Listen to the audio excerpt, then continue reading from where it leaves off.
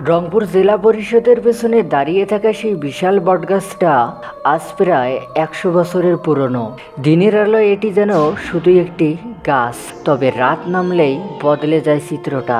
এই গাছ ঘিরে ঘটেছে একের পর এক অদ্ভুত ঘটনা, আর স্থানীয়রা বলছে এখানে বাস করে এক অভিশপ্ত জিন। আজকের দ্য ইয়াসিন শোতে জানাবো কে এই জিন, কেন রাত হলেই গাছের নিচে হারিয়ে যায় মানুষ, এবং কি এমন ঘটেছে যে স্থানীয়রা রাত নামলেই ভয় পেয়ে কাঁপে।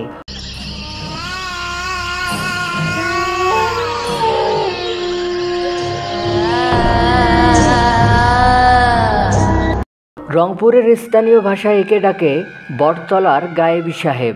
বলা হয় একসময় এখানে এক মুসলিম ফকির ধ্যান করতেন, কিন্তু এক রাতে হঠাৎ করেই তিনি নিখোঁজ হন। কেউ বলে তিনি আত্মা হয়ে গাছের ভিতরে মিলিয়ে গেছেন, আবার কেউ বলে তাকে গ্রাস করেছে এক গায়েবী শক্তি। এরপর থেকে প্রতি বছর আশ্বিন মাসে গাছটার নিচে কেউ না কেউ নিখোঁজ হয়। স্থানীয় এক বৃদ্ধ বলেন, আমি নিজ চোখে দেখেছি সন্ধ্যার পর একজন রিক্সা চালক গাছের নিচে বসে বিশ্রাম নিচ্ছিল। হঠাৎ করে সে উঠেই গাছে হাত রাখে, তারপর আর তাকে কেউ খুঁজে পায়নি। গাছের ডালের ফাঁক থেকে যেন একজোড়া আগুনের চোখ তাকিয়েছিল।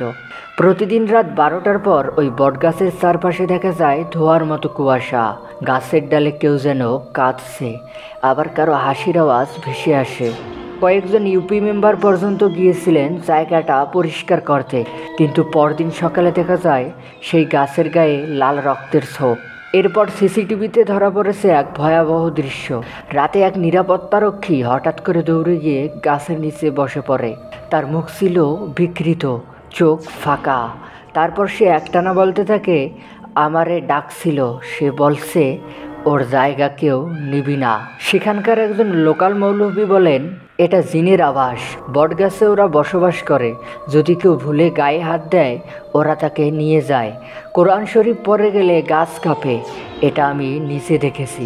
অন্যদিকে এক গবেষক বলেন, এটা নিছক লোককথা নয়, যেখানে এমন কিছু চৌম্বকীয় শক্তি আছে যা মানুষকে বিভ্রমে ফেলে দেয়। তবে গায়েবী আওয়াজগুলো, সেগুলোর ব্যাখ্যা নেই। মাত্র 15 দিন আগে কলেজ পড়ুয়া এক ছাত্র বন্ধুদের চ্যালেঞ্জে গিয়ে বসে ওই বটগাছের নিচে ফোনে লাইভ করছিল। হঠাৎ স্ক্রিন ব্ল্যাঙ্ক। সে ফিরে আসে পরদিন সকালে, গলার স্বর বদলে গেছে, এবং সে বলে, আমি নেই, সে আমার মধ্যে ঢুকে গেছে। বন্ধুরা, এমন ভয়ানক ও বাস্তব ঘেঁষা ঘটনার আপডেট পেতে চাইলে সাবস্ক্রাইব করে ফেলুন দ্য ইয়াসিন শো। যারা সাহসী তারাই দেখুন এই ভিডিওটা শেষ পর্যন্ত, আর যারা ভয় পায় তারা গাছে হাত না দেওয়াই ভালো। এখন স্থানীয়রা সিদ্ধান্ত নিয়েছে গাছটাকে ঘিরে দেওয়া হবে লোহার গেট দিয়ে। রাত 9টার পর কেউ সেখানে যেতে পারবে না, কেননা শেষবার এক হকার বলেছিল, আমি গাছের নিচে বসিনি, কিন্তু সে আমার পিছনে এসেছিল। ঘরে এসেও আমি তাকে দেখেছি, ছায়ার মতো হেঁটে গেছে আমার পাশ দিয়ে। এই কি তবে অভিশপ্ত কোনো আত্মা, নাকি এ কোনো শক্তি যার সাথে মানুষ টিকে থাকতে পারে না? আমরা প্রশ্ন রাখি আপনাদের কাছে। আপনি সাহসী হলে একবার গিয়ে দাঁড়ান বটগাছটার নিচে ঠিক রাত 12টায়, দেখি কে ডাকে আপনাকে, আর আপনি ফিরেন কি না। বন্ধুরা, ভিডিওটা কেমন লাগলো কমেন্টে জানান।